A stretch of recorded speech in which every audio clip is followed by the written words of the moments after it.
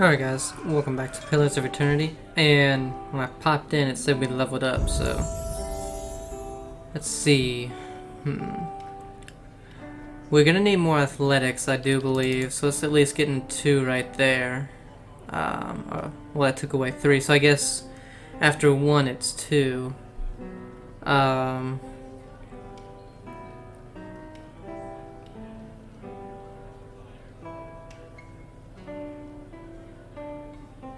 Let's go another with survival, and can't do any more, so I guess we will save the rest.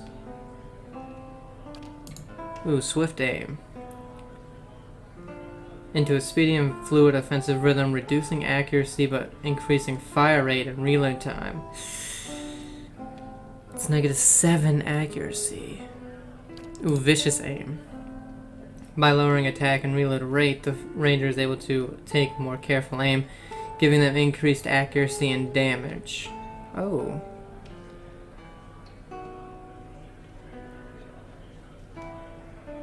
I think we'll take that one.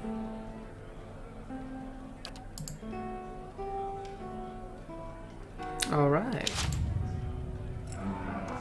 And then let's see. Now, I don't know much about this stuff, but oh, he has 7 lore. Wow.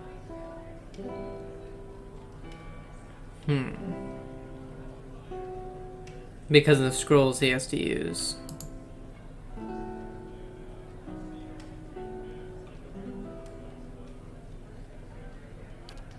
Give him more mechanics as well.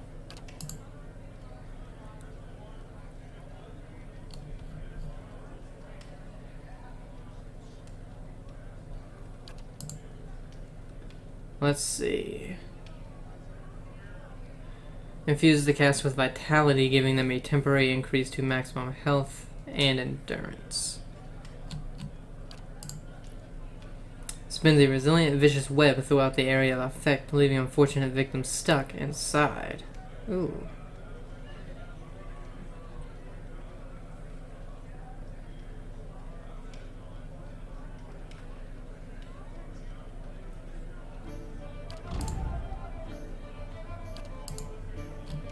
Oh, so he can choose 2.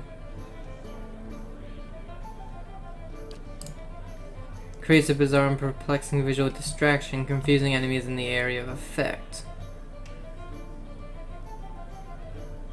So far, I like Binding Web.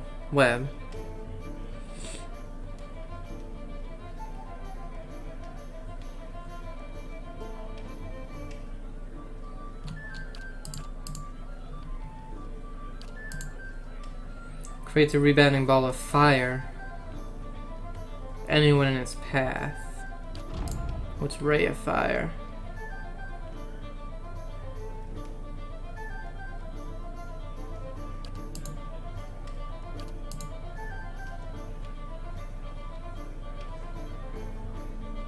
(21 to 32 burn damage, plus 10 accuracy. 10 to 17, and then 10 to 17. Let's do Ray of Fire as well.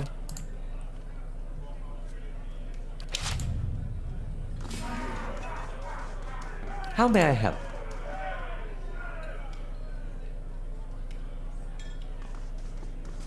I shall. Oh, what is it? Of course. Let's see. So, for his stuff,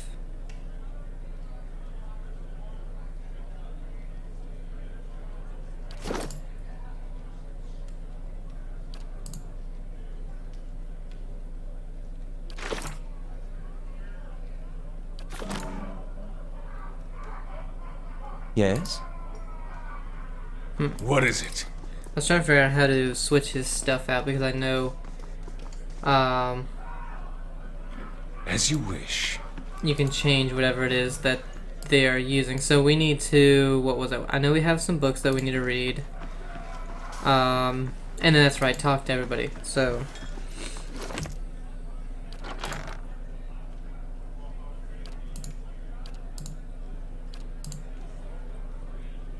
Okay, so let's see. Let's do Development of a Crucible Knight, Part 2, Senior Ranks, Commander and Forge Master. Once a path is chosen, the knight's life is spent training in his preferred discipline. The pomp and formalities that surrounded his life up to this point are all but gone. The training is far more rigorous, and there is less ceremony to mark his progress. For most knights, commander, body, or forge master, soul, are further than they will ever advance. The training of a knight at this level, while almost exclusively in the discipline he has chosen, is still rounded out with instruction from the other. A knight is not truly a knight if he does not have a full breadth of knowledge. When he passes from justiciar to commander, the knight is given a blue cape to wear with his plate armor. When a templist rises to the position of forge master, he is presented with a white cloak, martial, and cruciler.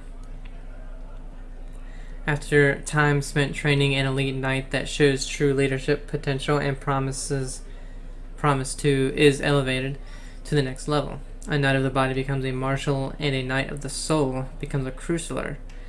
At this point, he is in command of a small group of knights, commander, forge master, and below.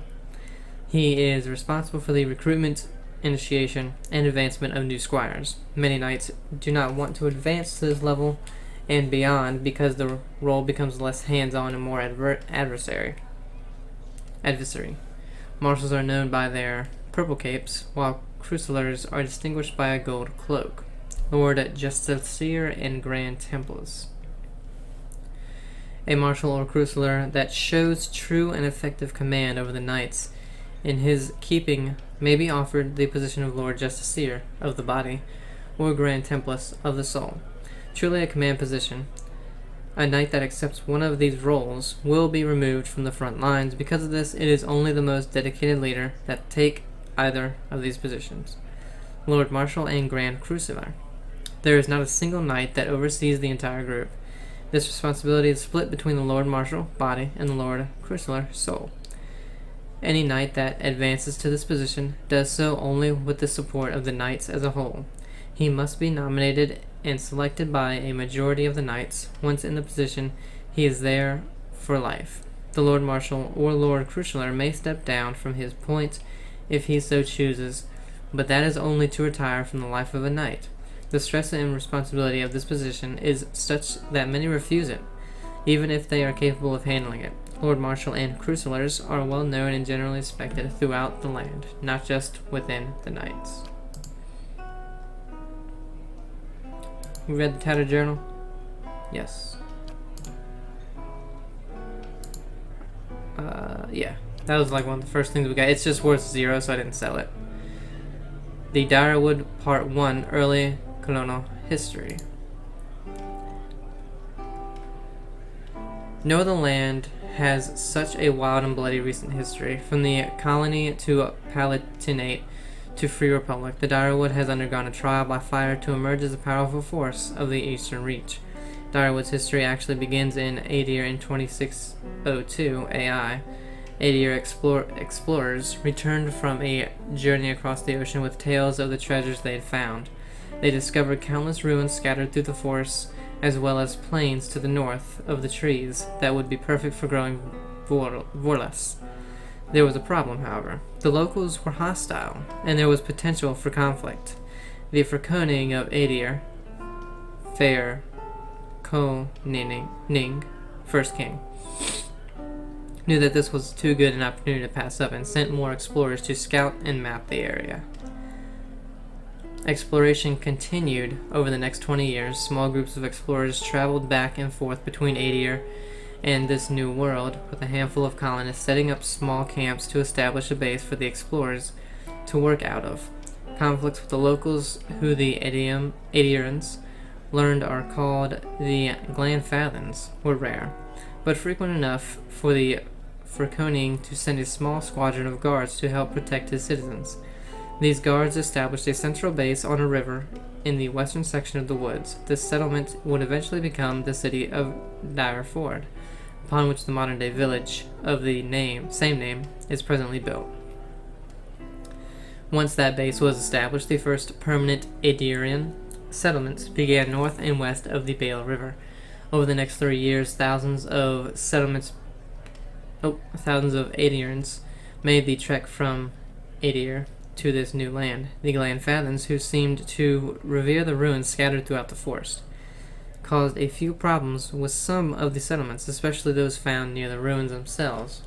These were easily taken care of by the colonists with the help of the Imperial Guard. The Adierns, in order to further their foothold in the area, reduced the cost of production, and in an attempt to keep the Glanfathan population under control, started making slaves out of the Glanfathans captured during the uprisings. This resulted in a great increase in tension between the two groups. Yeah, no shit. With the population of the area growing, an official governmental structure was established by the Furconing. He appointed several earls to preside over the land and assigned them thanes to help run their territories, and they called the new Grafrum the Direwood.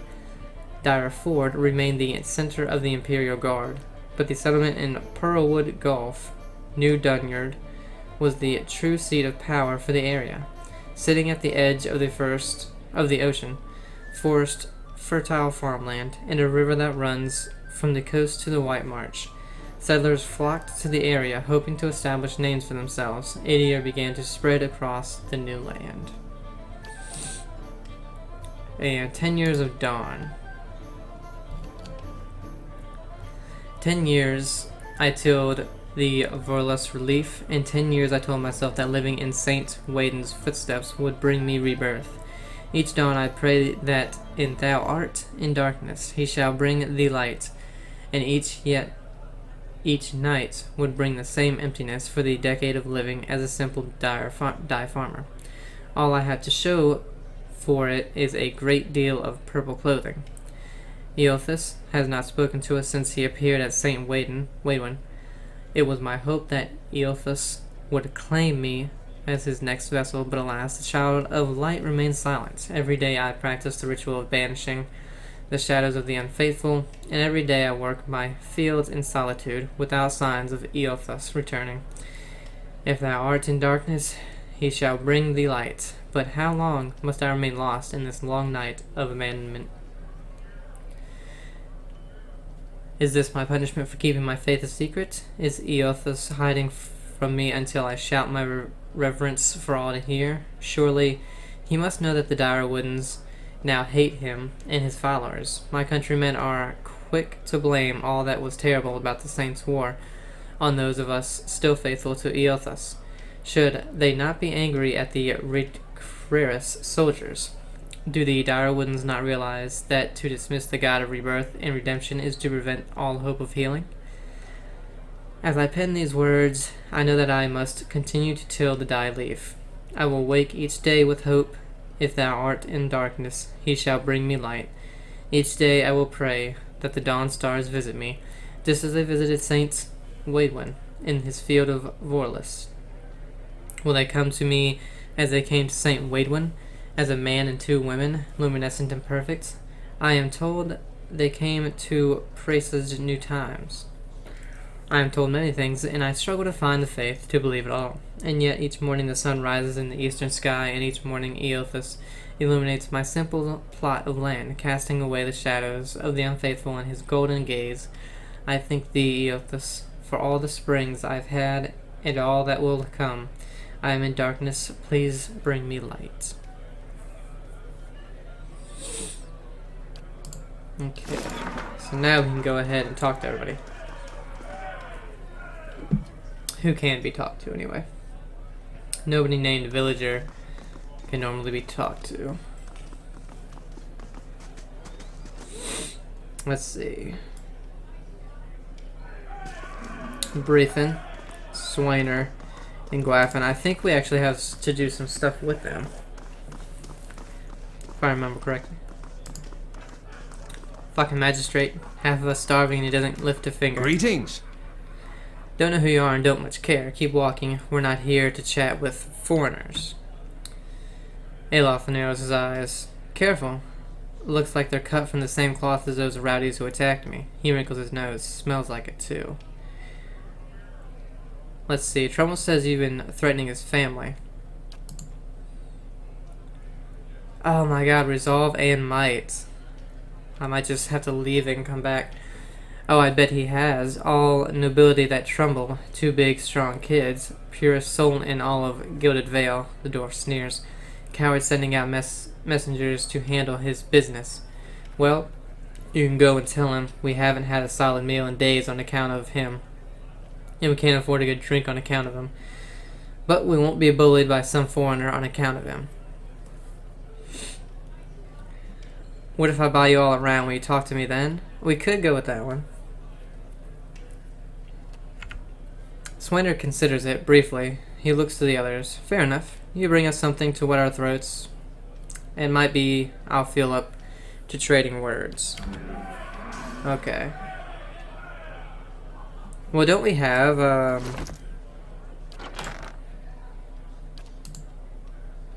yeah, we have, 4 beers.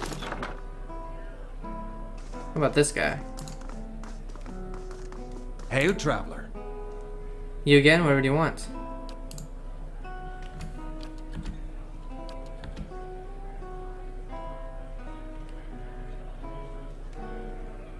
That's what it's fucking on the shelf. Maybe I could talk to him for you. What are you doing in here then? What's it look like drinking? Till I forget how much I want to put a pitchfork through Trumbull's face. Did we buy him I must have just accidentally skipped it. Maybe I could talk to him for you. Huh, you think you'll get through to him when we haven't? The man's thick as a peat bog. I hear he got his soul red. Found his kin used to grow sonry trees for their Adrian lords, up until they figured out their side was losing. Explain why his knees still ache to bend to whatever lord or lady crosses the road. He'll be holed up in that mill for days, the coward. The dwarf eyes you consideringly. But here, if you want to give it a shot, then good luck. We'll owe you one if you manage it. Okay.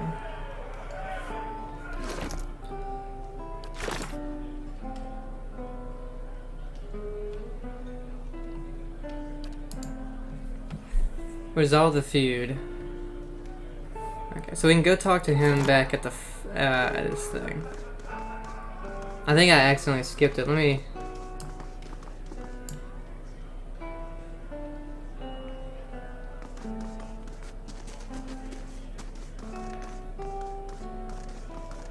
It's about him barely giving us anything for the wheat we bring him, and then cutting our purses when we need to buy grain. It's about farmers going hungry while some bastard gets rich off their crops. That's what it's fucking about in a shovel. Okay. Gotcha. So he may be undercutting everybody. Let's talk to the drunkard.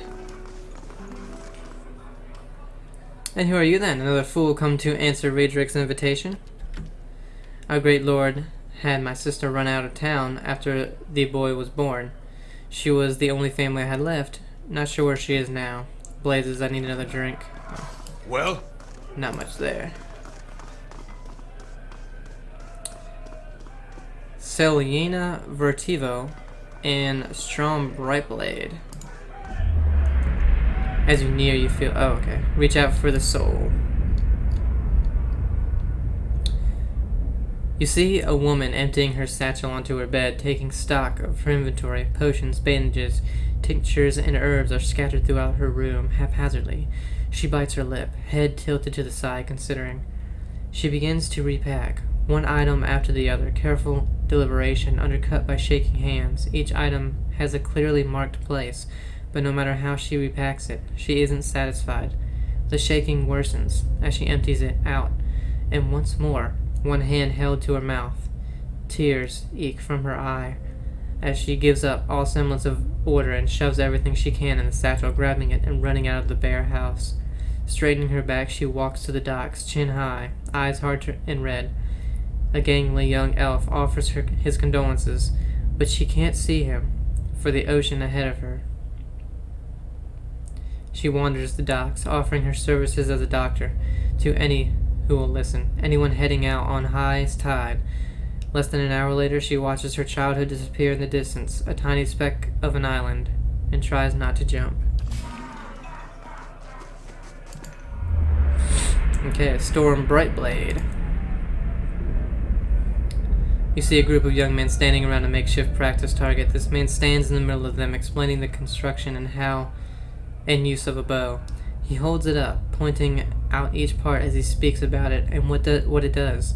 He then walks away from the target, telling them to remain where they are, and takes his place about 200 feet away. He carefully lines up his shot, explaining what he is doing as he does, and lets the arrow fly. It hits the target dead center, much to the surprise and delight of the boys near it. He smiles, walking toward the boys, talking about proper stance and how to most effectively hold a bow. A noise comes from the tree line near their practice venue, and he stops, scanning the woods, blue eyes squinting against the sun. A shadow moves, making its way through the forest behind them. He draws an arrow and lines up the shot, carefully tracking the motion of the hidden creature. Loosening the arrow, he wastes no time, and quickly grabs another. The boys spin, watching the arrow fly into the forest, immediately lost among the trees. There is a sudden explosive moment in the undergrowth as a deer erupts from the tree line, running across the edge of the clearing. The boys laugh, turning to joke with the man about his lousy shot. They stop talking, seeing him hold the bow and leading the deer with a knocked arrow.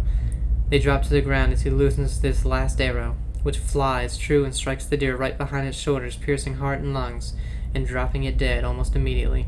The boys stare at the deer for a few seconds and then slowly turn to look at the man, newfound respect in their eyes. He smiles again and breathes a quiet sigh of relief. Hey man, you wanna join us or teach me how to do bow stuff?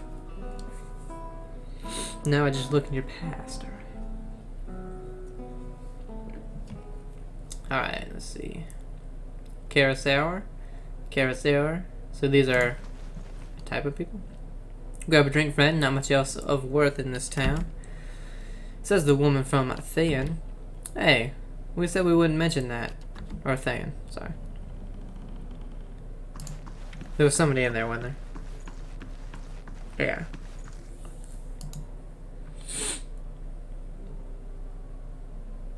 Yeah. I'd be stealing. Alright, let's see. Desktop, Ned Shane Shakes Millerin, and Silas Amlin. Let's talk to these guys. You see an emaciated boy in chains, black holes for eyes, staring sightlessly at a wall. A man in dark coat walks in, a scroll and an oddly shaped quill in his hand. The boy glances at him expressionless, a corpse waiting for animation. The man clucks at him, disapproval clear in his tone. The boy stands, limbs hanging.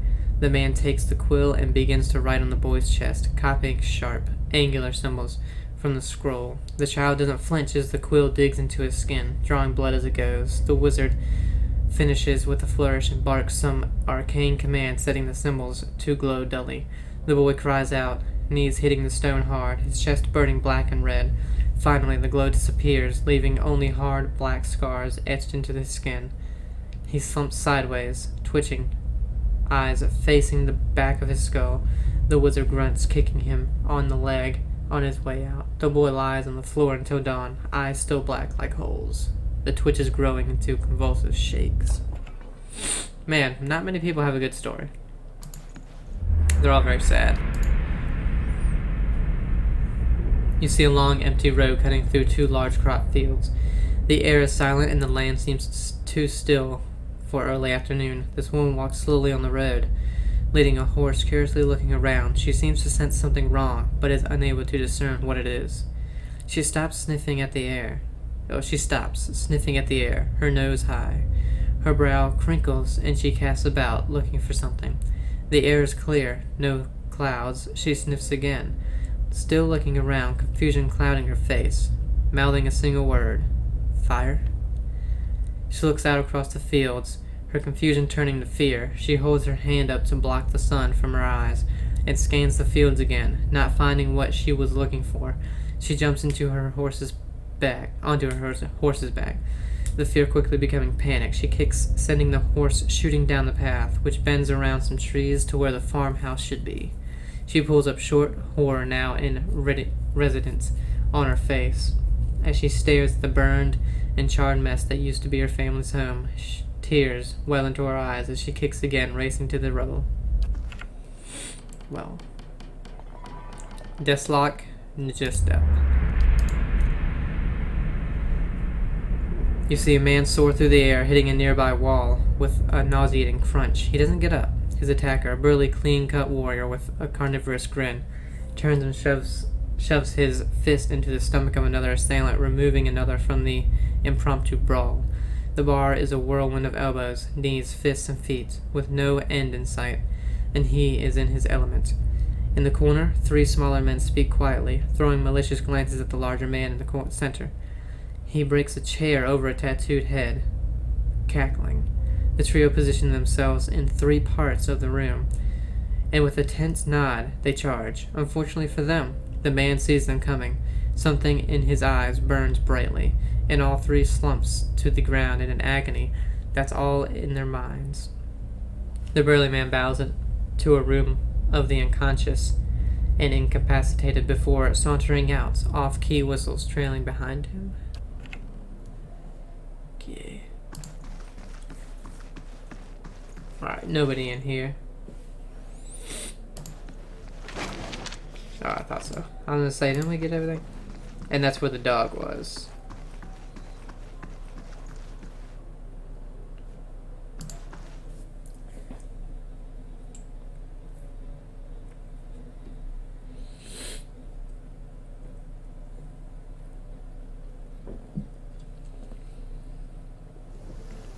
Let's see if we can,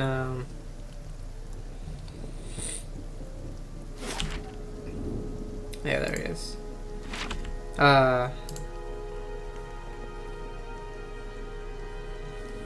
Talk to this guy really quick.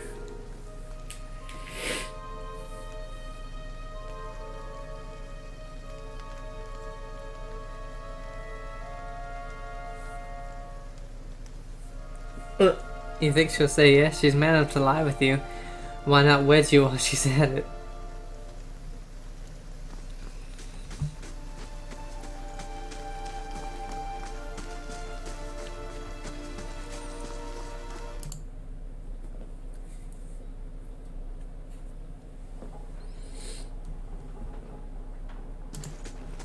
Good day, stranger. Let's see. Trumbull nods a curt greeting. You're back. Have you had any luck with Swainer? I spoke to Swainer, or I have more questions about the whole situation. Let's go with that one real quick. Trumbull breathes a short laugh. What's to explain? It isn't very complicated. I can't pay top prices for blighted wheat, and I've barely got enough good grain to go around. Swainer's howling after things he has no right to. Maybe I'll have to have a talk. Seems like a pretty clean story. Oh, we need more resolve. That's what it was. Okay. Let's see Hail, what traveler. the other thing was. I spoke to him. And what did he say? He says you're treating the farmers unfairly, raising prices and giving them rotten grain. Of course he does. He's been saying nothing else for days now. The man's delusional. If he wants grain, he'll have to pay for it. What's going on here anyway? So we need, again, resolve and might. Where to begin? Swainer's whipped them up into a froth, going on about the grain stores, claims I've hidden away most of it. All I do with the grain is sell it. I can't create it out of thin air. We've heard this. Take a look at the fields. Yes. Okay. Seems like a pretty clean story for a Menacee situation. It's not. He pauses. Look, Swinner's always been a rotten bastard with stores so limited. Maybe I saved the good stuff for people who deserve it. Afra, for instance, she's expecting a child. Should I let her starve instead? Do the villagers know about the grain supply? Some. The innkeeper, for instance. It's better not to worry anyone. I'll be training for supply soon enough. If we can just keep things calm until then, we'll be in the clear. The innkeeper? I wouldn't drink the ale, is all I'm saying. Okay. How do you do? Not yet, I'll be back, so. Alright, so we know a little bit more about that now. But really, we need our resolve up. And I want to see what that's at. Scouting. Okay, so where resolve is at 10. We need it at 18. Ugh, because that's the one thing I didn't. I of course didn't level up.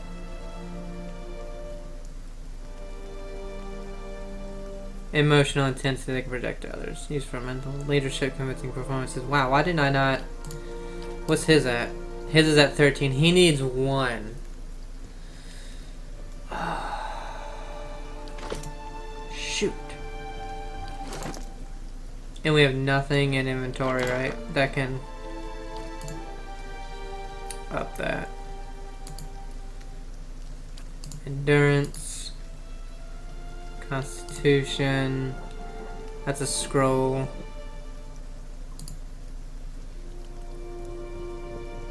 Might and perception. Damage reduction. Endurance perception. Might, but I don't think that would be the one we would want. Upholstery, where do we get this? Resolve. Oh, -4 resolve. That's just, yeah, basically health. And then damage reduction. No, so we would have to wait, I think, until we level it up. Now, what is this? Oh, that's Wolf Hide. We do have all this ingredients and stuff, so I'm thinking maybe possibly making something. If I can remember how to do that.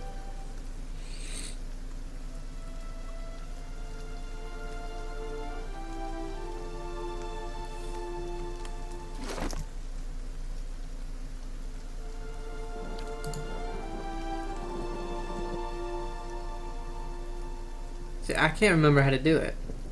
I had it on here at one point, but now I can't remember how to get back to it. Whatever. Let's go ahead and go down here.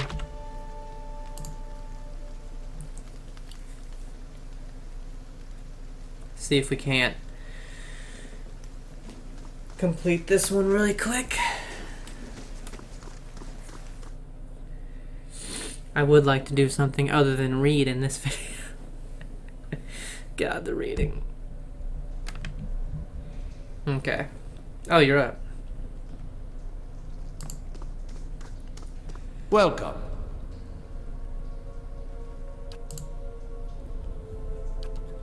Alright.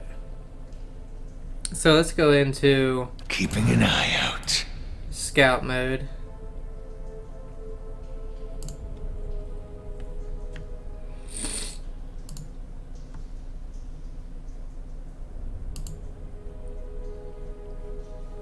Ooh, how big is this place? Wow, it's actually pretty big. So let's start by going left.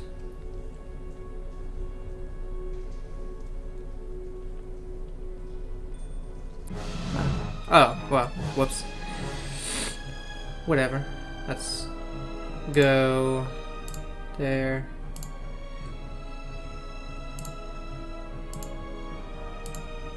I feel off. Yes. Are you gonna do anything, buddy? Well, Alright.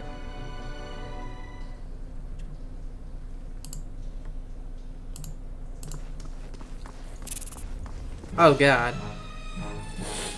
Ah, damn it. Ivory spinner. Huh. Alright, you need to get back.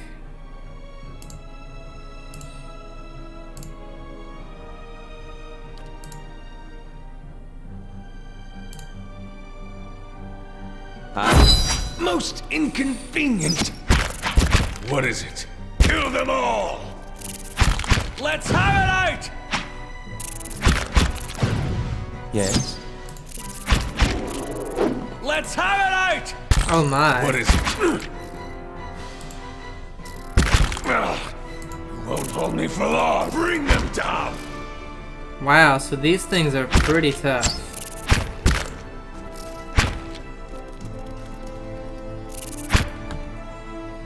Okay,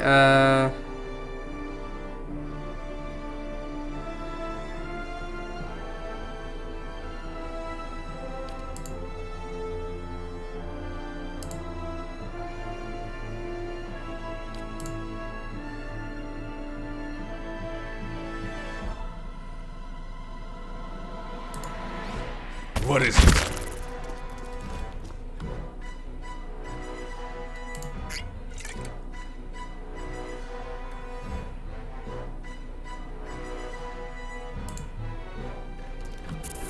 You won't hold me for long. now we're going down. Yeah, wow. Alright, we really need to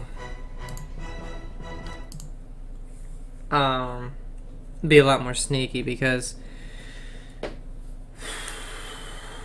we obviously can't take them out. And we have, I mean, we have two ranged guys.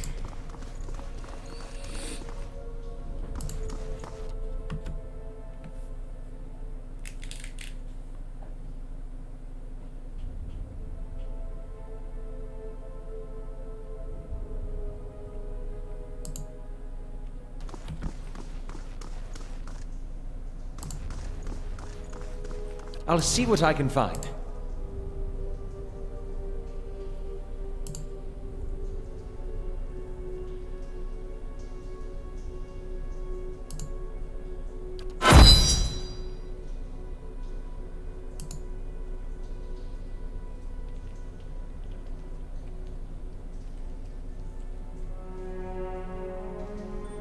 Kill them all!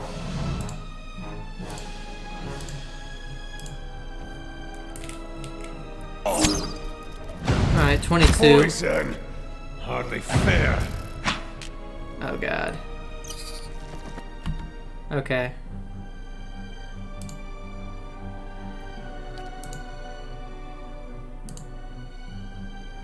Okay, so I can only do it within this range, so he needs to move up a little bit. How may I help?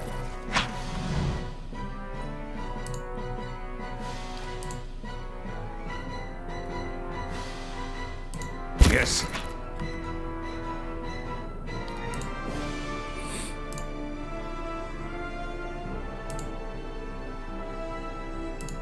How may I help? That's it! Come on, bear.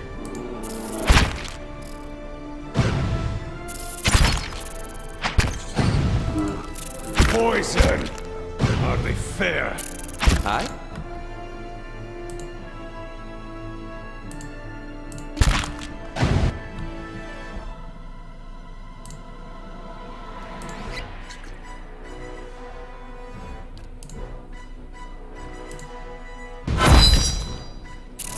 Most inconvenient! No prisoners! Okay. Yes. Wow. And we get nothing from them. Whoever sat here left in a hurry. Ink has dripped across the skull, obscuring its contents.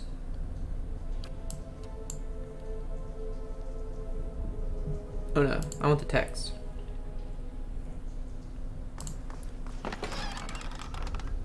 Jasper.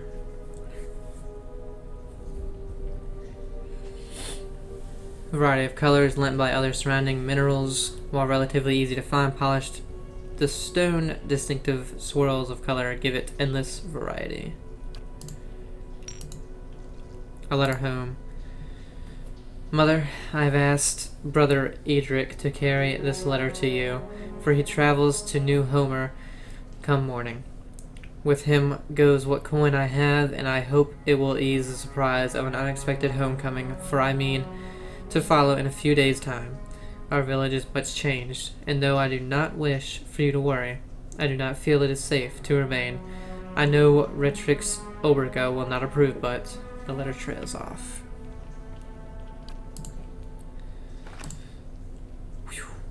Of course. Pile of furniture is branded with scorch marks. Okay. Nothing else in this room, it would seem. They won't see me coming. Oh, except for this. Oh. How is... Their health is fine, but mine's a little further Yes. down, so we're gonna have to... Ooh. Alright. 74.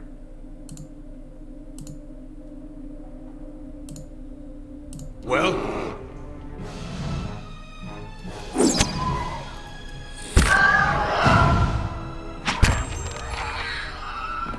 Well?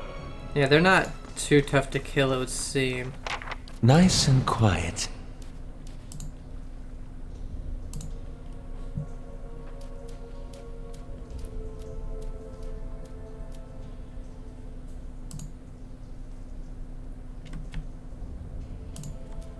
These collapsed stones are pocked with burrows and narrow crevices, claw marks, and dung. Ew.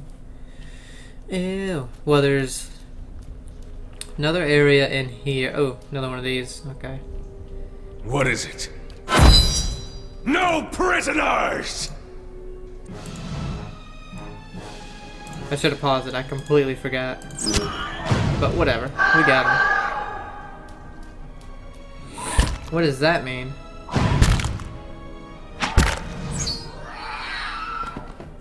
Well?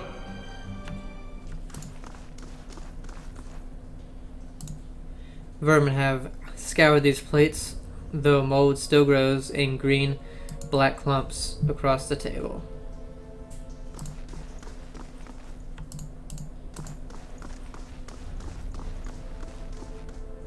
Nice and quiet.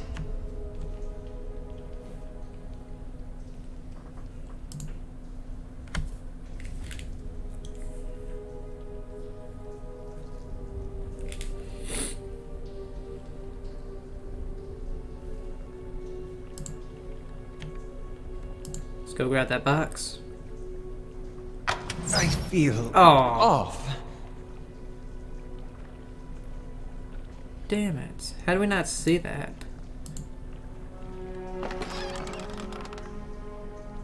Amulet of Health. Max Endurance bonus. Scroll of Minnaletta's Minor Missiles.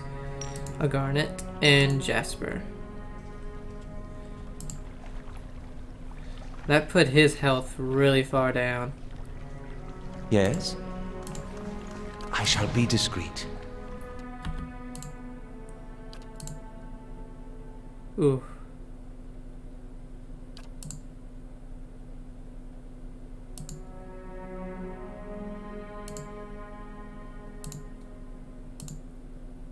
Well? Oh my.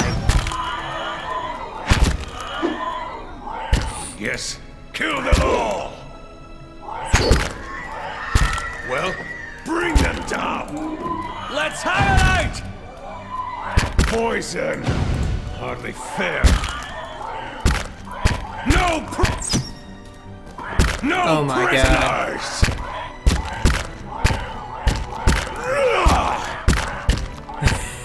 Kill them all! Okay, so maybe not go into this room. I'll have your eyes for that one. Because we only got 2 of them down. Wow.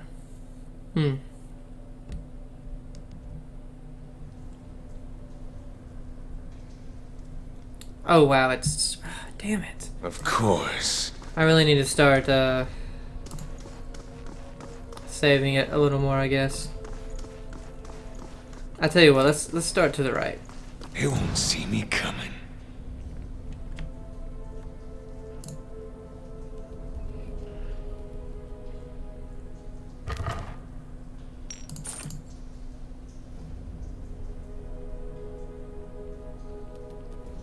Yes? Who the hell? Will-o-wisp. Spirit.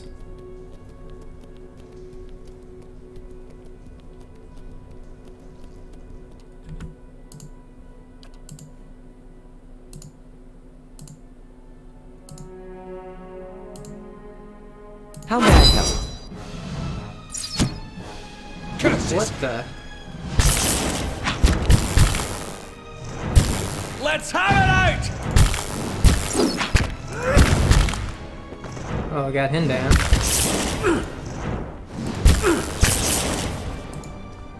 Get it, bear.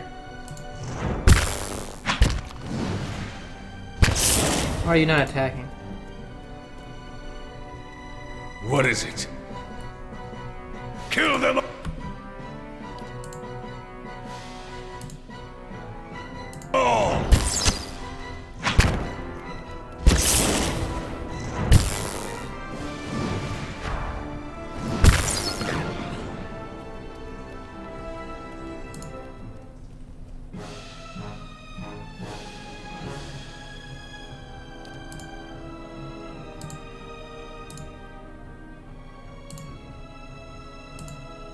Bear's almost down. Curses! No prisoners!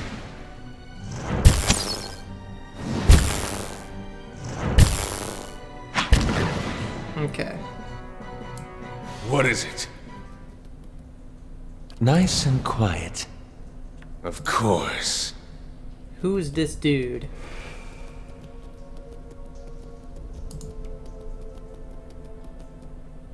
This parchment is worn and tattered, and the ink upon it faded.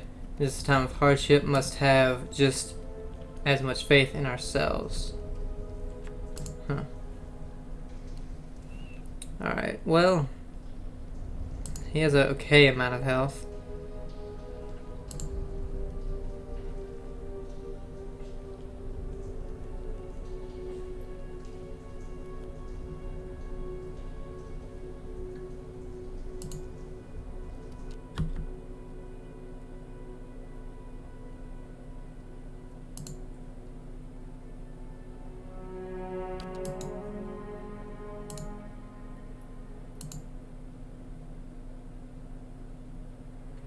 Unleash a bolt of magical energy from the raw damage and dazes.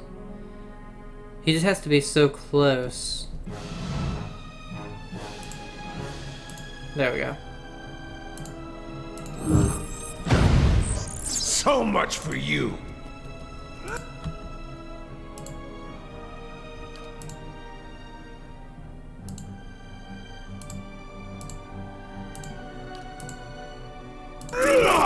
Won't hold me for long.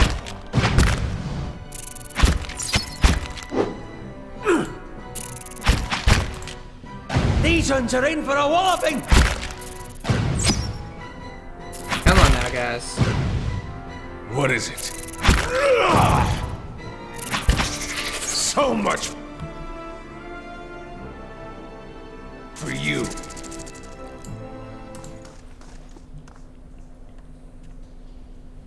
There's a box in there. Keeping an eye out. So do we have two, or is it just this one? Yeah, we still have two.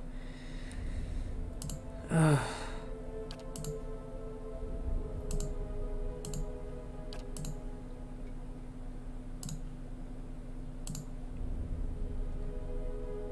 is it? Oh man, you missed. Well, bring them down. How may I shall deal with this one? Alright. Well, The red-brown smears flake away under the toe of your boot. of course. Keeping an eye out.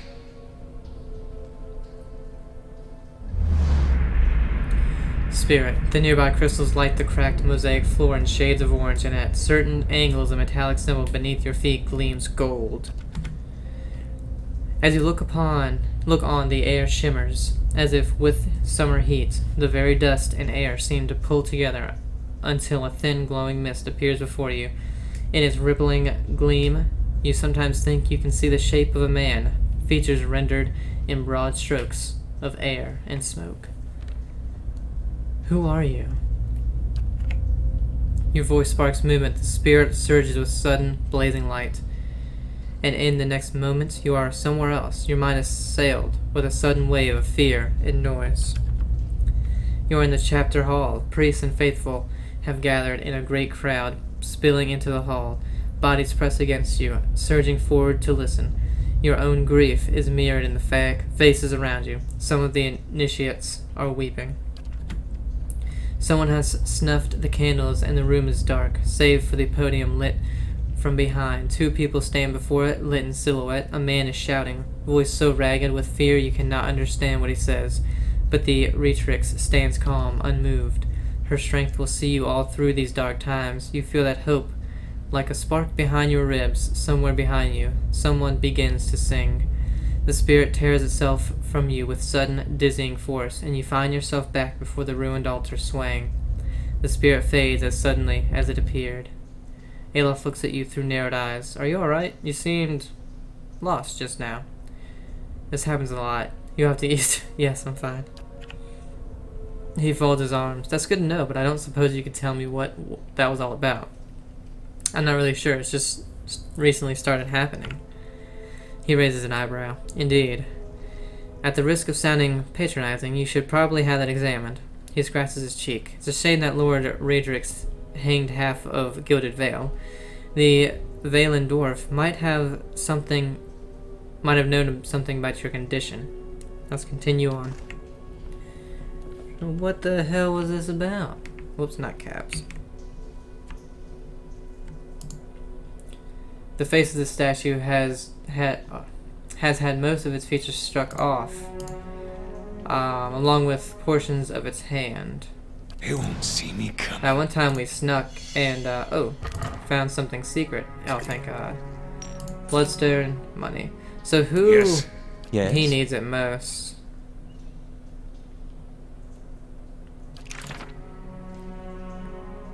Doesn't he have, like, a healing thing?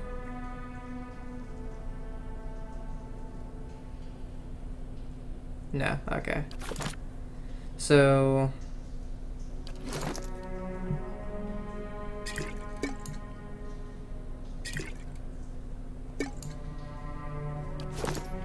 Aye? shouldn't that be in here? There we go.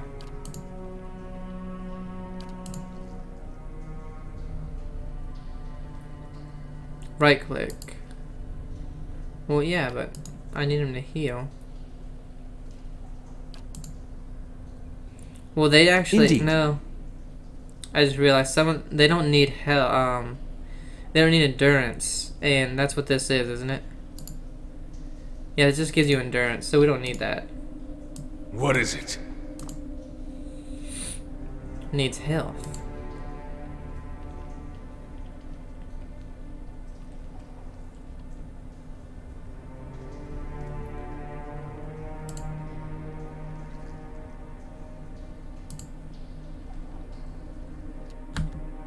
God.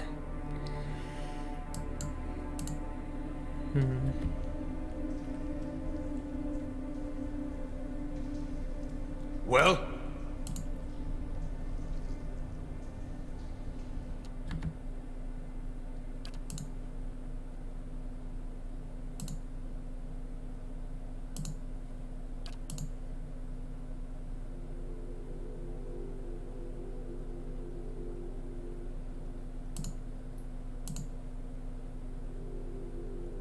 Aye?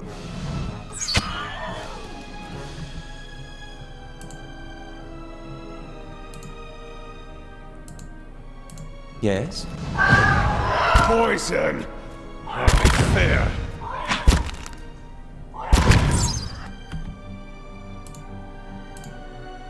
See, I need to be a lot quicker about that stuff, like when they die. Come on, bear. Okay. Oh, we can actually get something off of them. When they die or something, just whenever something happens, I need to be a lot quicker about pausing things. Let's search this real quick. Monsters of the Deadfire Archipelago. The archipelago winds its way between the great eastern ocean and the restless ocean, hundreds of small islands in the midst of the water. Few dare brave its treacherous rapids, and fewer still have returned to tell the tale of their adventures through it. Travel between the two oceans is virtually impossible. Great storms hammer any ships foolhardy enough to attempt to navigate, and this alone should be enough to deter anyone from attempting the voyage, as untold ships have gone down, tossed against the rocks. The weather and treacherous rocks are only a precursor to the actual horror of the archipelago, the terrors of the deep. No one knows how, but many creatures stalk the ocean, waiting for unsuspecting sailors to drift into their waters. But we do know of some. Barbed Ravager, a giant shark that is known to ram passing vessels, trying to knock sailors off the deck and smash a hole in the hull. It has tremendous spines protruding from its side and back that are presumed to be poisonous. The largest sided Barbed Ravager with survivors was estimated to be almost 30 feet long, winged serpent. Smaller around than the Ravager, but potentially longer. The winding serpent attacks in small packs, usually 3 to 8. They have long, sharp heads, somewhat reminiscent of a barracuda. Like the Ravager, they repeatedly slam into the side of a ship, hoping to crack a hole in it or knock someone from the deck. They have also been known to swim to the depths and shoot up out of the ocean, landing on the deck, coiling and winding their way around, snapping up any crew they can before plunging back into the ocean. Leviathan. Imagine the largest whale you've ever seen. The Leviathan is at least 10 times that size. By the time a ship sees a Leviathan, it is already too late.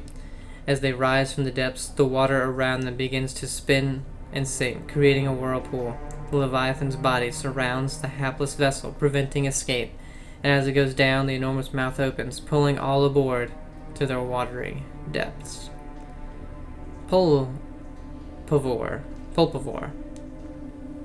All the creatures you've read about in this book are nothing compared to the Pulpivore. Barely the size of a man, with a lack of size and strength. They make up for in numbers and terrifying viciousness. Their lower halves are a mass of tentacles like an octopus or squid, but more numerous. The tentacles are long, black whips with suction cups on the underside and small thorny barbs on the top. The sheer number of tentacles gives them frightening speed when walking on land, pulling themselves forward almost as fast as a running horse. Sounds weird. While they vaguely resemble a human from the waist up, any extended examination proves how wrong that assumption is. Long, stringy black hair falls from the top of their heads to cover a face taken directly from a nightmare. A wide, gaping mouth cuts across the bottom of its head from ear to ear, full of wicked dagger-like teeth. 2 large round eyes are sunken into its head, black as coal, shining with a malevolent fire.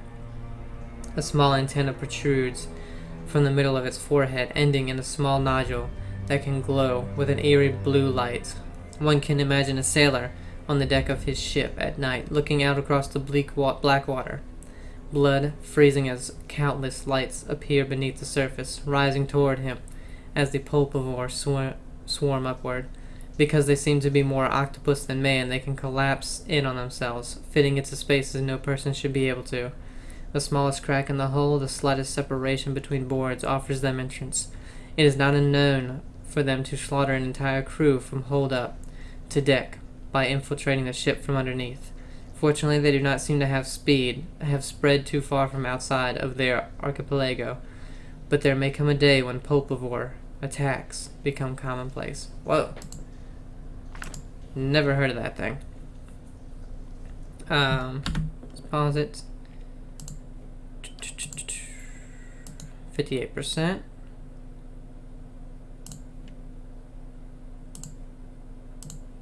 Well, Oh, we got 2. Yes? These ones are in for a walloping! yes. Oh god, the bear's Boy, down. son. Hardly fair. He's down now. Poison! Hardly fair. Come on, man, you got this. I don't think he does.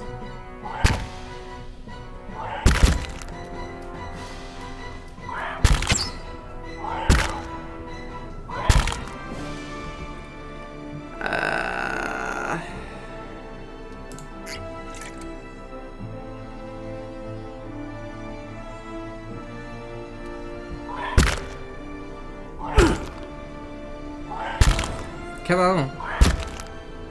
Nope. It's so, okay. We did get it. He better not come up. Okay. Well?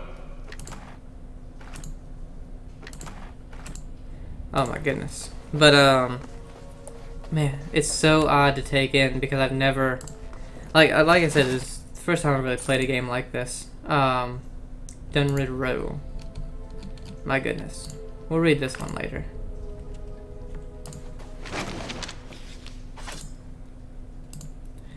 To His Grace, I write to implore. The rest of this letter is crossed out in several places and then abandoned altogether.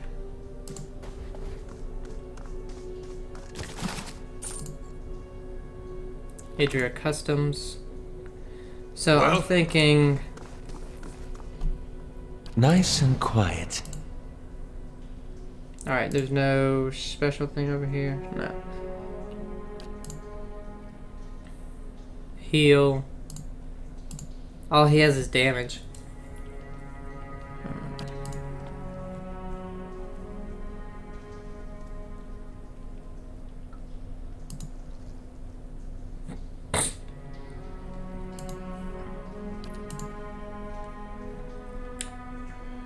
He has almost no health.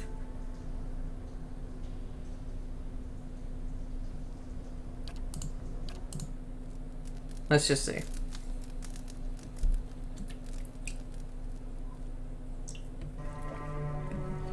Okay. Everything's basically a test for me right now. Cause I'm, like I said, still very Nice new. and quiet.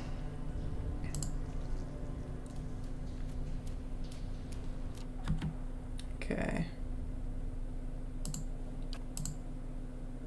Oh, 74. Well? That's it!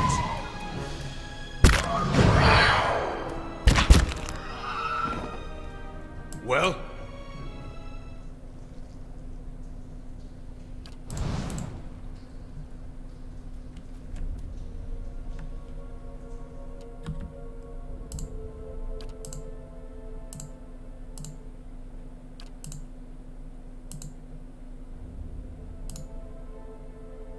Well?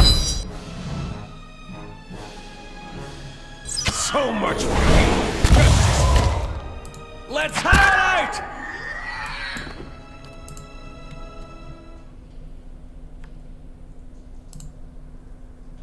A blade in the dark. We've already seen this. And we know what's down there. And what was it? F5? There we go. I need to start doing that a lot more frequently.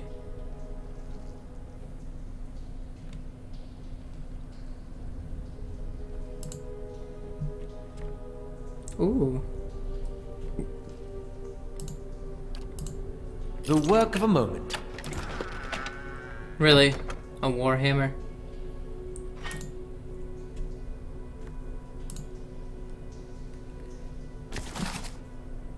Oh wow. The Great Western Stag, Book of Verses. That's all the way on the other side. What is it? So.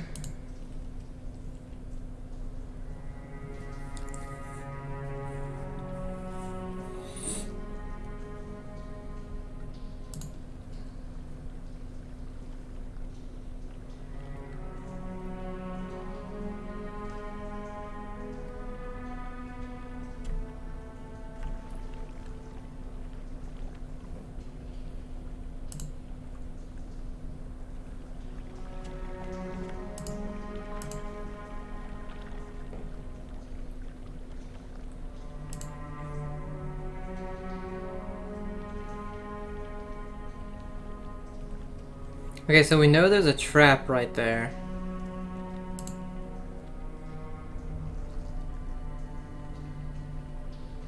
So... What is it? can I have him disarm it? Yes? What is it? No, it's just triggered again. Okay.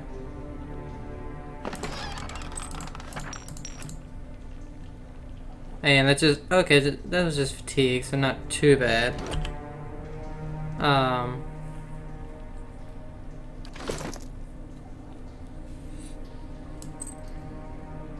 Okay, so the necklace goes right there. So let's go ahead and... well, he has this. Doesn't do anything, though. So now he has this thing, which... plus 15 for max endurance. Amulets are most often gems, medallions, or other items worn around the neck. While some serve a purely ornamental purpose, many are imbued with charms and spells to aid the wearer. Torques are stiff rings worn around the neck, like amulets. They often have magical properties.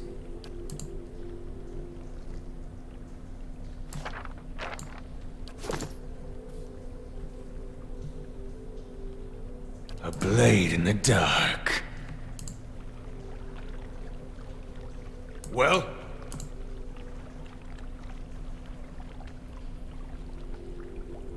Okay, bear can stay there.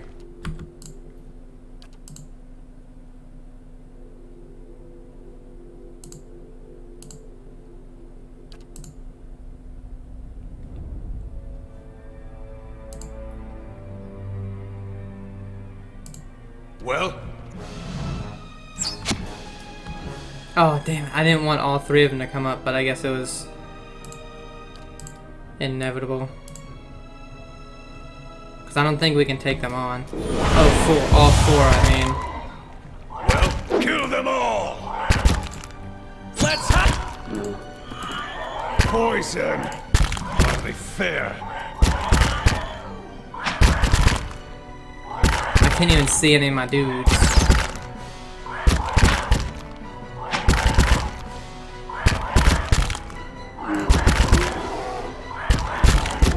Yeah, they're all gonna die again. Alright, there's too many of them in here. Autosave.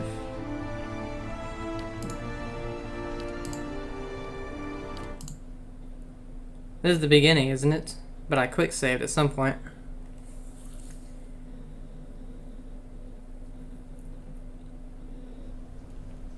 Yeah, what the hell? Why would it not go to my quick save right here?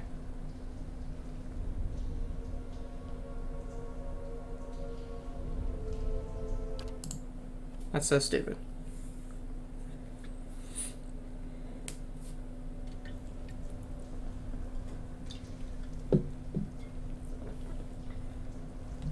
Okay, so Of course.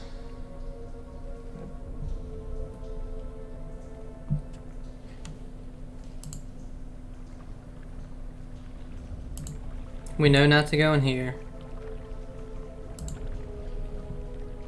This is a trap, but How may I help? I feel off. wow, he immediately went down.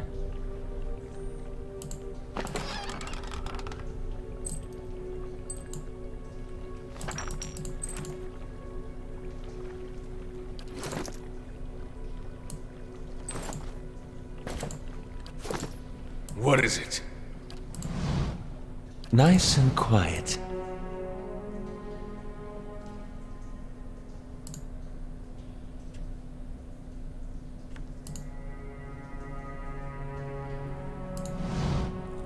Three bells hang from the stone protrusion that runs along this wall.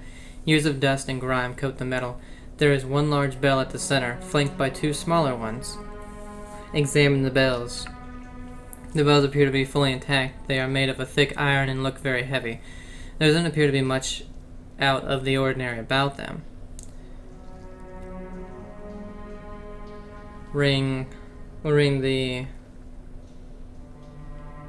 I mean, do we do small, small, big? 2, 3, 2.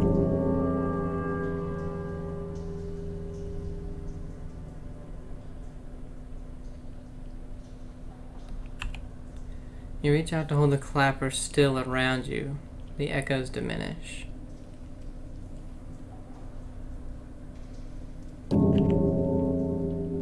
Swings back in the other direction. The clapper strikes a low, powerful note again against the heavy iron. You feel the ringing in your chest as the sound moves through the ruined halls in a rolling tide.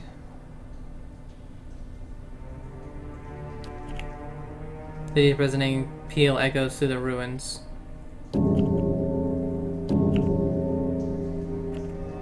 A strange hush falls upon the room, muting the sound of the bells and the eternal drip of damp stone alike, and then a sudden, dissonant toll sounds from the bells, so loud and piercing that you are compelled to cover your ears. And then at last, silence once more.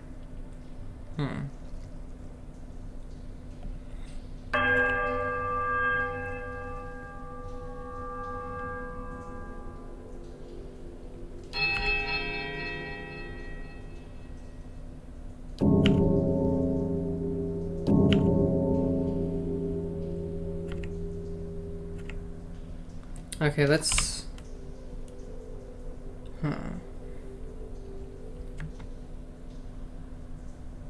Ooh, well, we can't do that one.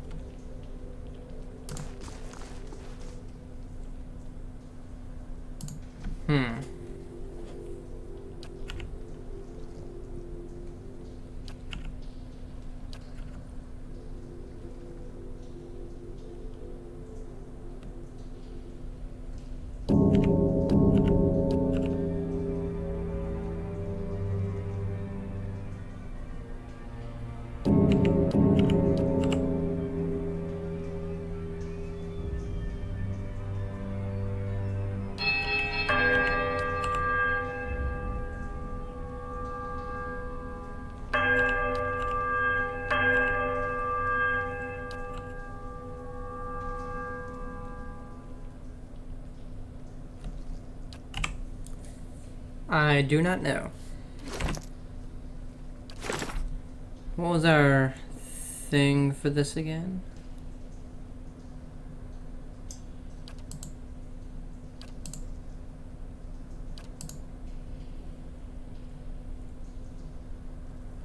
What?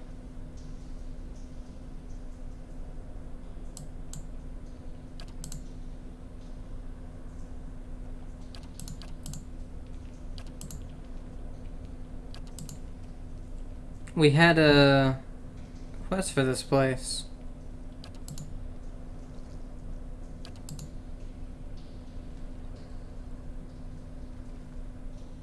What the hell? I'll see it done. Oh, yeah, we can't do that. I shall be discreet. What? I guess we don't need it right now.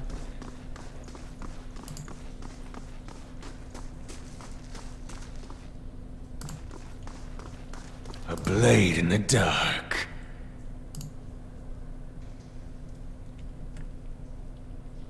I'll see it done. It's finished.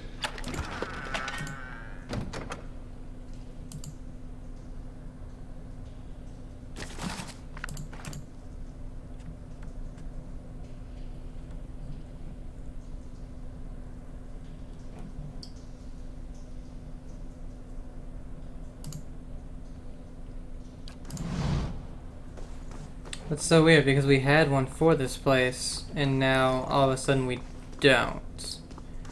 Oh, can we... They won't see me coming. No, I thought maybe we could bust that down. So this room we cannot get into. Can't get into there. Yeah, that requires lockpick 10. let's see. So we can go down here now. That's where the spiders were, I do believe.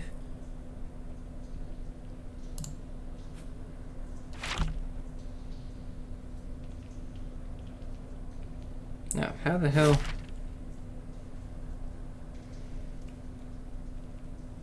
Oh, right here.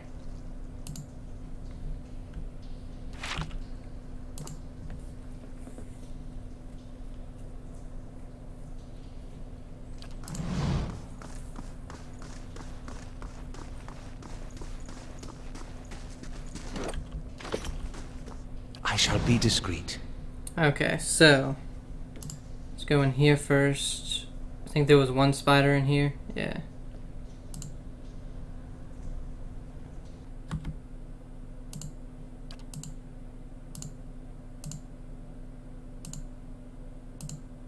What is it?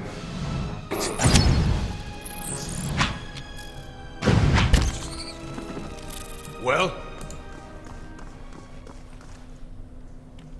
Nice and quiet.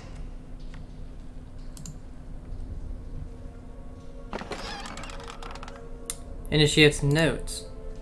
This parchment is relatively intact, but the ink upon it has faded. You can make out a few patches of careful typed script. Isidore's to the ritual floor. Retrix Obrica says, Redemption for even those. Orgot and struck the largest bell first, rather than second. The rest. Ugh.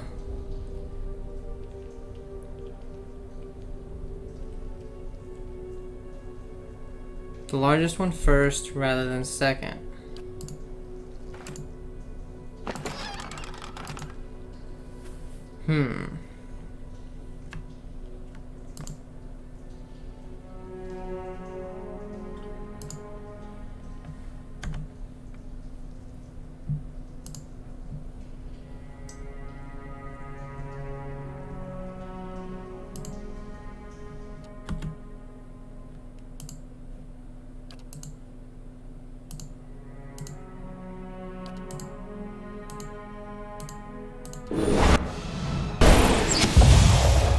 How may I Man, you help? suck with that. Kill them all!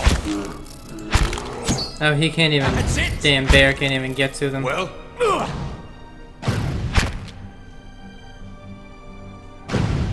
So much for you! I shall be discreet.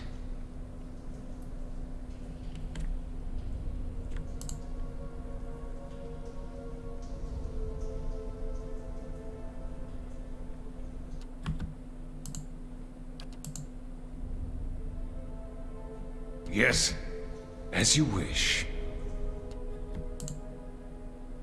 Damn. Well, as you wish. Really?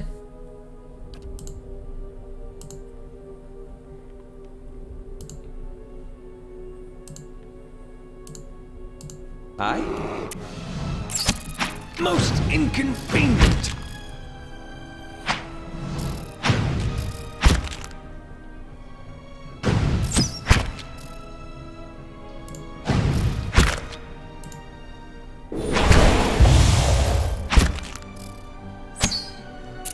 Most inconvenient! Won't hold me for long!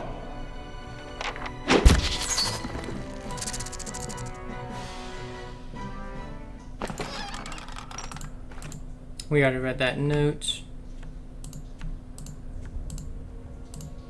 As you wish. Nice and quiet.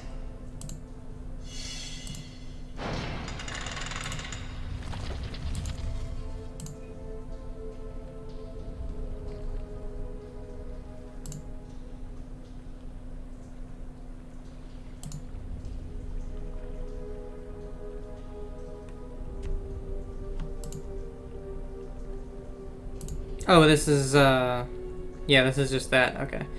So, room with the bells. Let's see.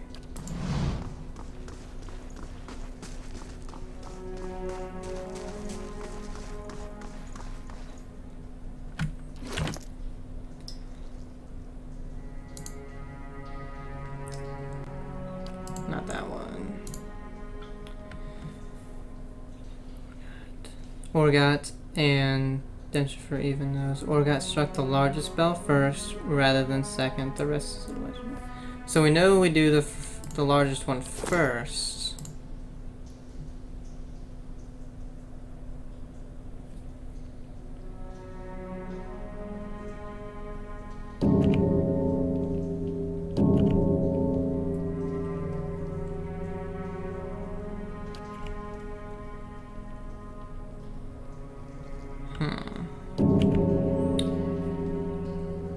You heave at the bell, and as it swings back in the other direction, the clapper strikes a low, powerful note against your heavy iron. The sound moves to the ruined hall.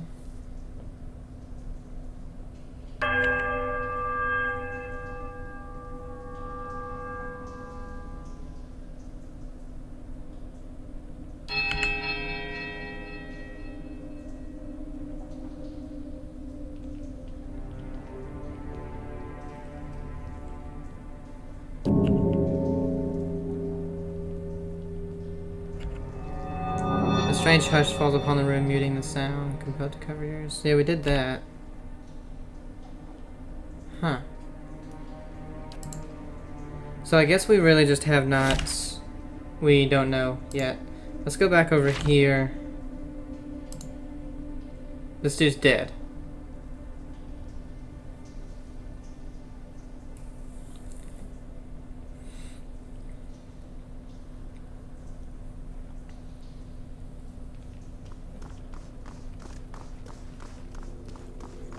And we only can't get into... Well, we can't get into 2 rooms, but... Wharton. Wow, he had a lot of money. Why did he die? I don't... Well? That was so weird. I wonder, though, if we can go back and kill that bear now.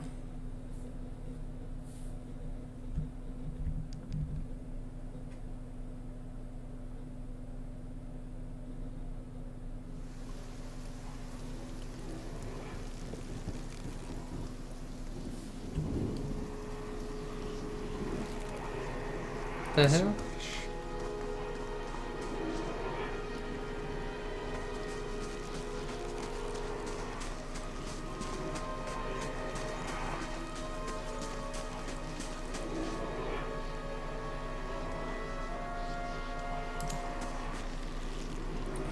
Caldara De Berranzi. The squat, distended body of an elderly dwarf woman dangles from a thin, crooked bow that sags at the tug of her noose.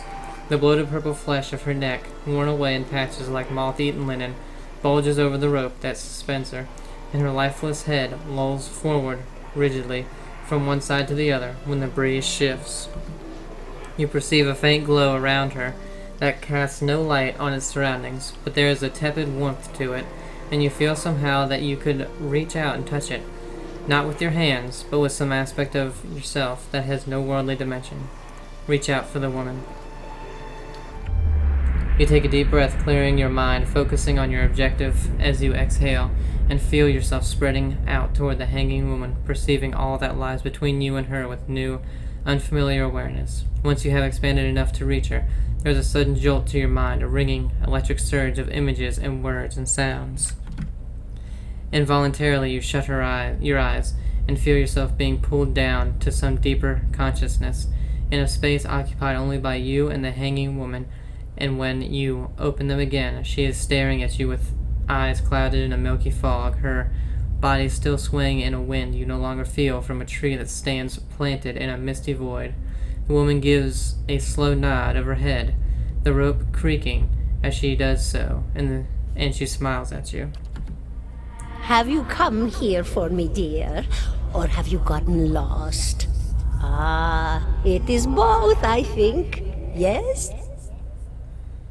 How are you able to speak to me? Is that what we're doing? Perhaps it just seems that way. Perhaps it is the easiest way for your mind to make sense of it. I think it is a very good choice. I need to understand something that's happened to me. She nods, a look of pity on her face, as though consoling a child. The world looks a little different than it used to, is that it? Feels like you're noticing things for the first time that have always been there. You have seen past the shroud. It only takes an instant. Your soul remembers, yes? Remembers how it sees when it leaves the body, like being reminded of a dream you had forgotten. You are a watcher now, and a watcher you will stay. Am I imagining this? No, I think not. A pity that. It would be simpler. A mercy even. To not have to wander anymore, no? Alas, we are here, you and I. Wherever here may be. What's a watcher? What indeed?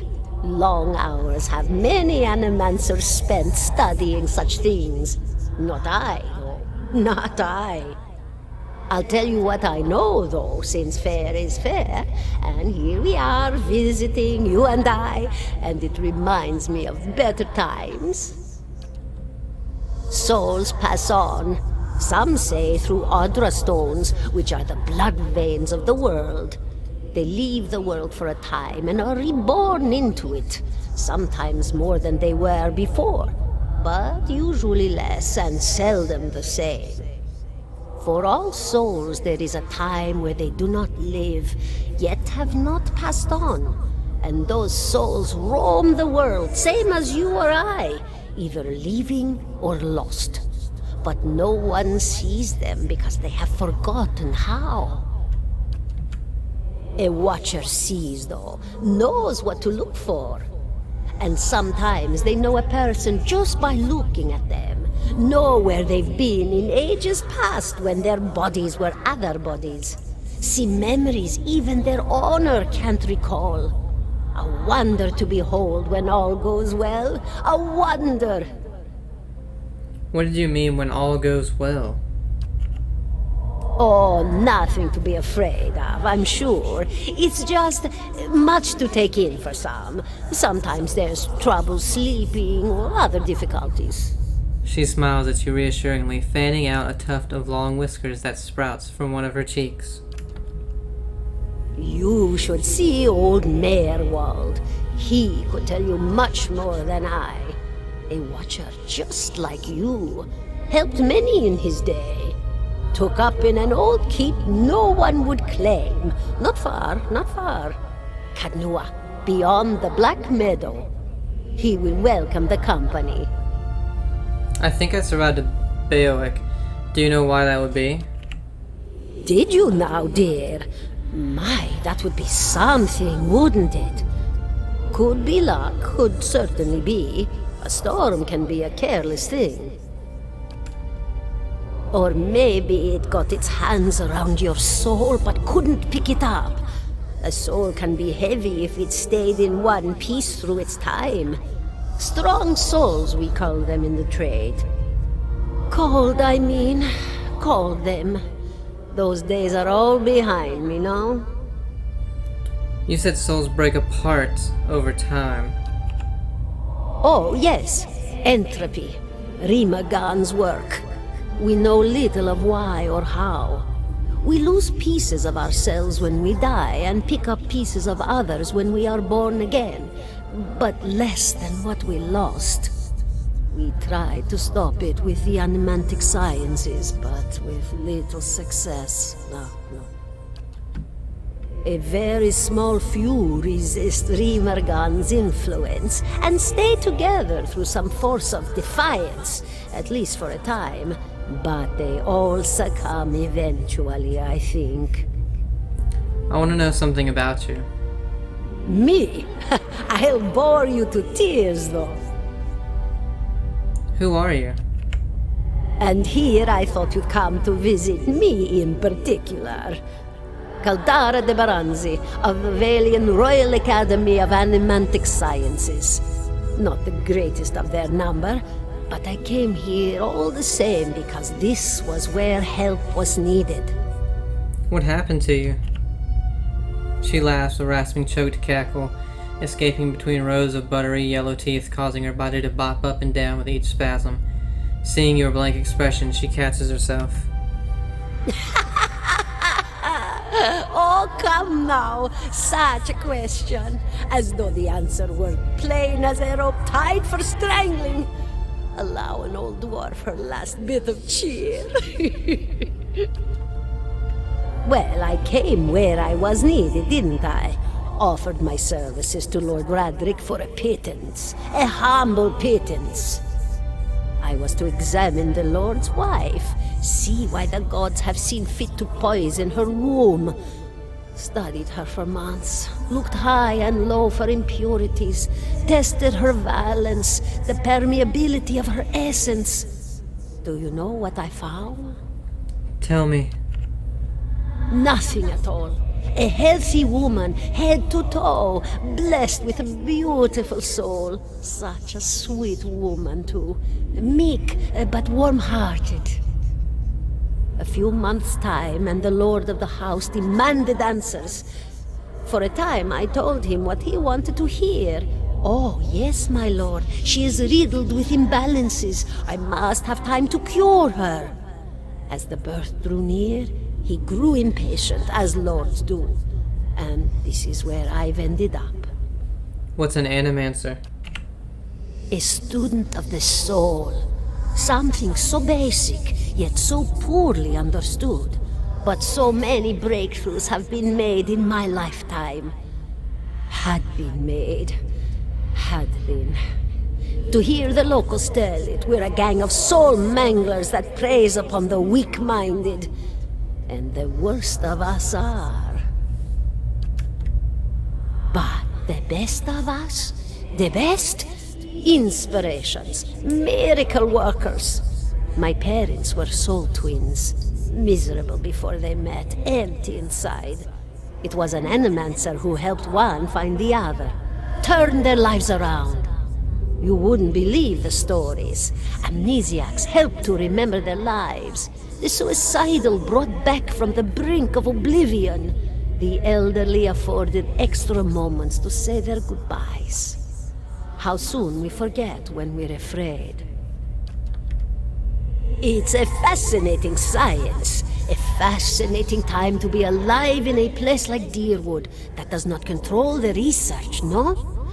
I loved the Valian Republics for many things, but their recent caution will leave them behind, I fear. I had other questions. Of course, dear. Farewell. Goodbye, my dear. It was lovely visiting. Caldara closes her eyes, and her head slumps forward over the noose, and your surroundings seem to bleed into your vision from some unknown place of waiting. Grant a crucible of the soul. I don't know what that is. We didn't level up. What is it? 17 and a half. What?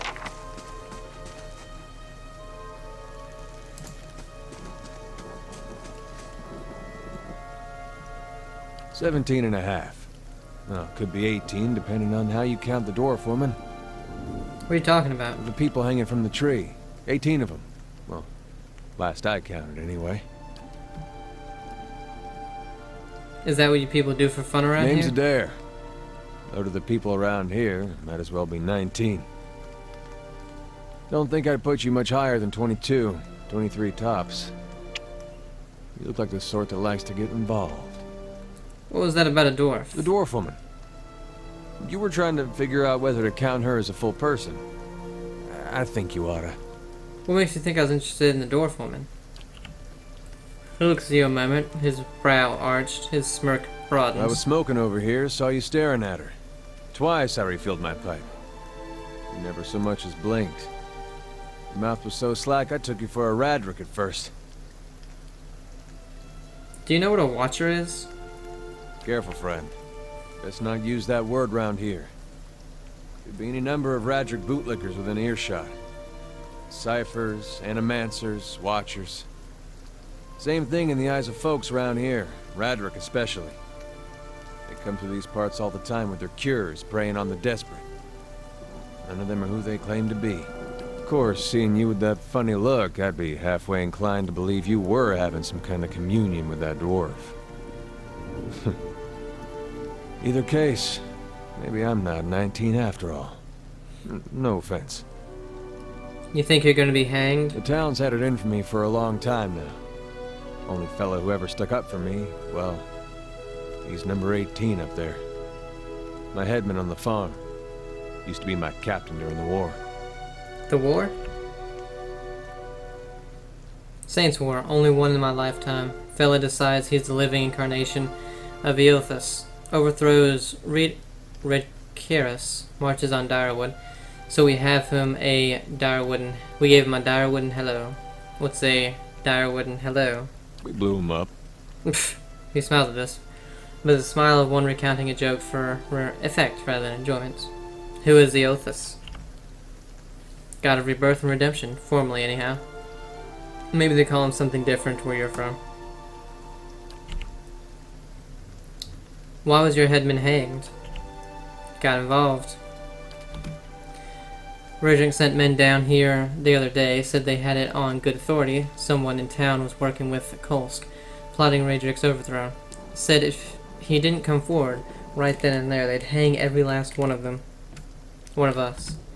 No one was coming forward, so Swithin, that's my headman, he steps up and said it's him. They took him at his word. He sighs and shakes his head, his eyes fixed on the tree. Bound to happen sooner or later, if not for plotting against Redrick, then for protecting me. What does your town have against you? Picked the wrong god. That's what it comes down to. Used to be a lot of Aethys worshippers in Gilded Vale. That mess of rocks over there, that was a temple to him, to give you some idea. Then one day, somebody named Widewind shows up on Deerwood's doorstep. Says he's the living flesh of Aethys. Got an army with him. Suddenly, Aethys isn't so popular in these parts. My brother Woden and me, neither of us believed it. No way was that Aethys. He enlisted, then I did too. But, he didn't make it back. After the war, people took to punishing Aethys worshippers, accusing them of treason. Got real ugly, especially after the legacy started. Folks needed someone to blame. I was safe because I fought, but then this rumor starts that my brother, that he was on the wrong side. And I wasn't so safe anymore. Until my headman stepped in and said they'd have to hang him to get to me. Seems that's no longer a concern. Of course, the townies don't do the hanging these days, but when Redrick's men come, they got no problem doing the pointing. You can see why I was eager to leave. Who's Kolsk? Someone who got tired of all the hangings. He's on the run now, probably till they catch him. If you're next to be hanged, what are you still doing here? Drinking, mostly. Point of fact, I'm on my way out. Just haven't figured where I'm going yet. Not a whole lot of places out there that don't think Wadewin's legacy started with a Wadewin. We could travel together. Where are you headed? Some place called Cad Noir. There's an old watcher there who might be able to help me. Seem to remember hearing something about that years ago. He tamed that place. People would seek him out for all kinds of things. Troubles of the soul, questions for the departed. Of course, that was back when you didn't have to say watcher with a hush on your breath. A man such as that, there'd be things I'd want to ask him. Don't know why I never thought of it before. Not sure how I feel about setting out with a stranger. And a strange one at that. But, truth be told, you might be the only one in town who wouldn't feel some relief seeing me swing from that tree. There's a fine reason if I ever heard one. All right, then. Guess I'll do some sightseeing. Long as you're not the one picking the sights. He tilts his head forward and gives you a pointed look. Let's get going. Hell yeah. We got Eater, and he has a lot more endurance than we do, and a lot of 455 on health. He has, well, almost double of Aloth, who's almost dead. And a good bit more than me. What is it? Let's go ahead real quick and see what he's got. Okay, so he's shield and sword. He's looking cool. 15 to 22 slash damage.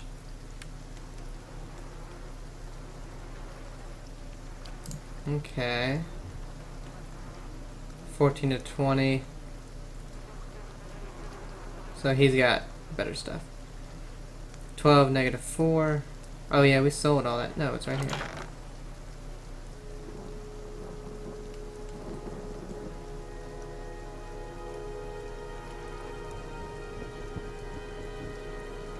One-handed, two-handed.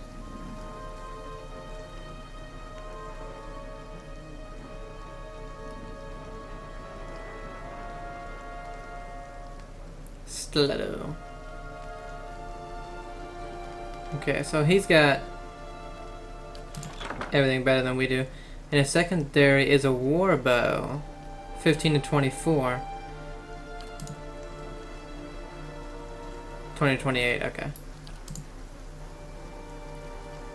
He's got a cape. Armor. Do we have any other kind of armor for him? What's his? DR7.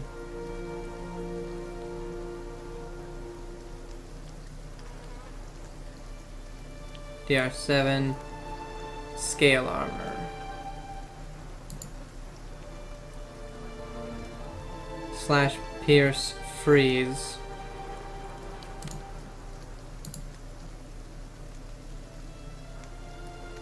Okay, so his is better. Let's see, his accuracy is 34. What's ours? Oh, okay, 49. His is horrible. Interrupt 6. Concentration 84. So then what is... Oh, 13. He only needs one more. And no level up yet. Alright, so we're gonna go ahead and end it, but first let's go ahead and rest up.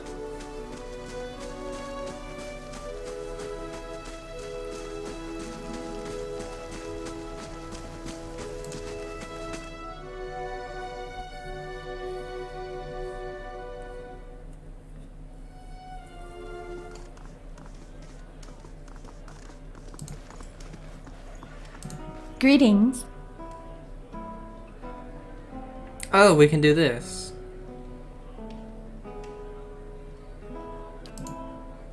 Fine fellers, you're having me on. Any more fighting and I'll have to ban Swiner from the inn entirely. The innkeeper frowns. Until then, it's 6 copper pieces for the lot. Okay, let's see if we can do this then. So resolve 12. So, do we have to... Hold on. Let's have him talk. Welcome. Because he has more resolve. Oh, wait. Wait. Well? Oh, no, I'm looking at this dude. Hey, I'm an idiot. Well met, friend. Okay. What? But his resolve is 13, I thought. Yeah, his resolve is 13.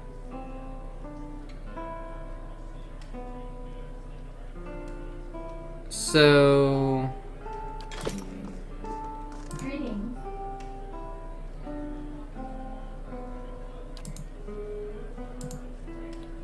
What? Whatever, let's see if we can do this. Well?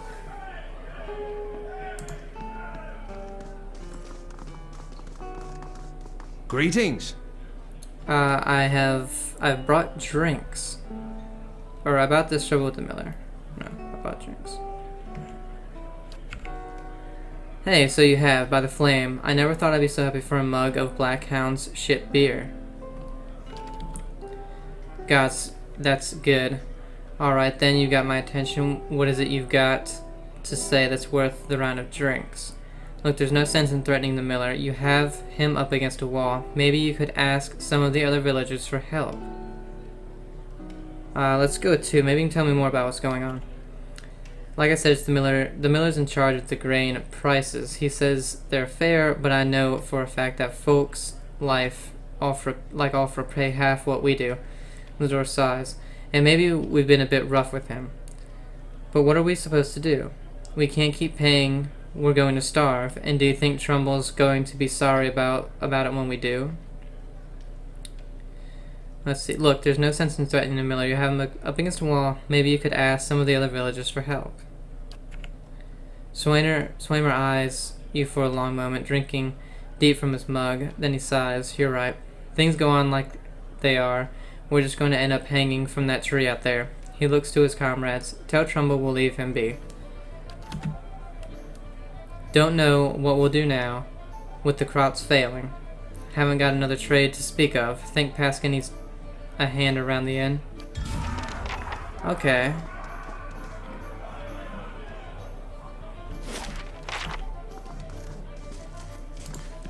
Well, I thought we were gonna go end this part real quick, but let's do this. I don't understand why, when using Eater, we couldn't do the resolve option when his is over the requirements. Do we have to? Because that would seem really stupid to me in a party-based game.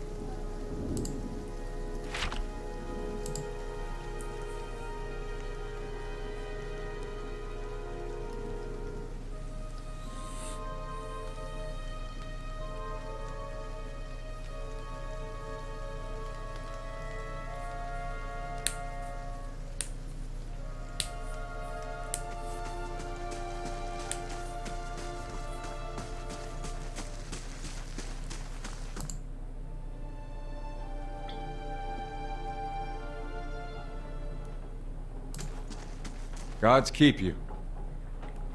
I've spoken to Swiner. And what did he say? I've convinced him to leave your family in peace.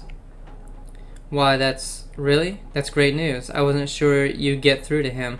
They're out of their minds with drink half the time. I owe you a great debt. Here. He pulls a coin purse from his hip and pushes it towards you. Today's earnings to show my appreciation, and you can be sure I'll let everyone know what you've done for me. Keep it. You're having a hard enough time. Yeah.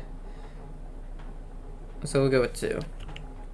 You're a generous soul, friend, and we'll have you to thank for making it through the coming year. Safe travels, and may you find favor with the gods. Okay. Task completed against the grain. Damn it, so still no level up.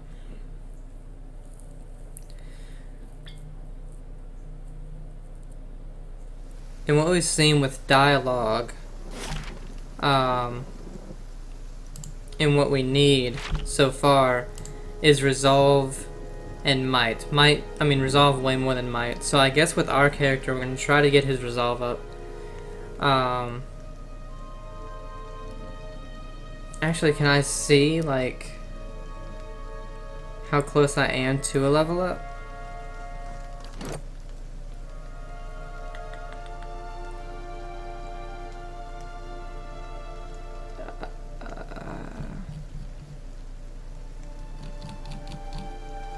I don't think so. Oh wait, right here, okay. Oh wow, so it's 6,000 to level up. We still need another 1,542. Wow.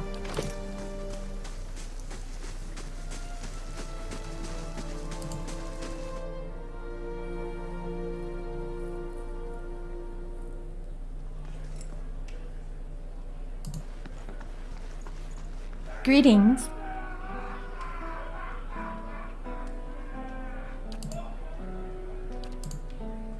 Let's go ahead and give her some of this crap that we don't need.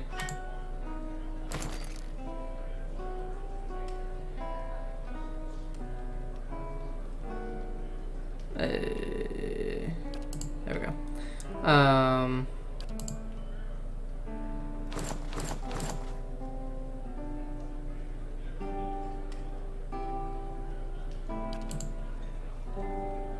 Oh yeah, we can give somebody those. We're gonna keep all that.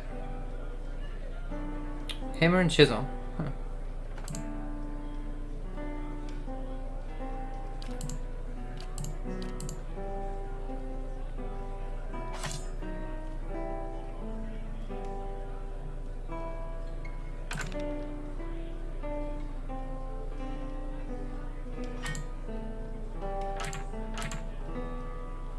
Quarterstaff.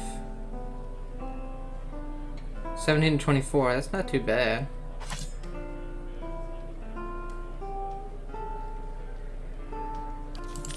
Alright. How much money did that put us? 12.15?